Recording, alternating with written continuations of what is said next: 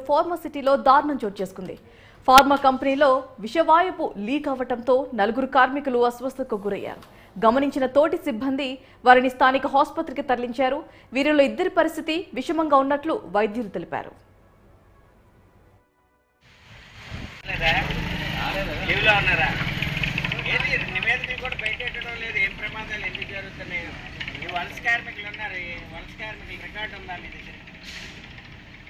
ఎందుకు ఉపయోగం లేని ఎంక్వైరీలు అవుతున్నాయి.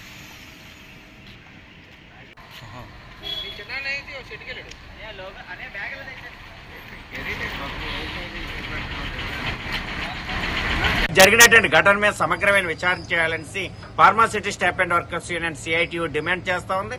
అలాగే ప్రభుత్వ అధికార యంత్రాంగం లోతైన విచారణ చేయాలని డిమాండ్ చేస్తా ఉన్నాం. మొన్న జరిగినటువంటి టాగూర్ ల్యాబొరేటరీస్ కానీ, అంతకుముందు జరిగినటువంటి సినర్జీని కానీ, ఎస్ఎన్సీ ఫార్మాల్లో కానీ ఈ జరిగినటువంటి ఘటనలన్నింటి మీద ఐఫార్ కమిటీలు లాంటివి వేసి విచారణ చేసినటువంటి నివేదికలు కూడా బయట పెట్టలేనటువంటి పరిస్థితి.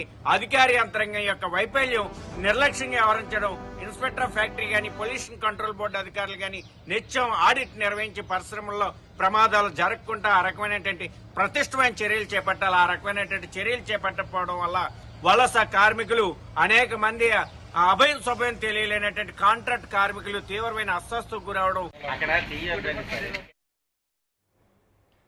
వైసీపీపై మంత్రి కింజార్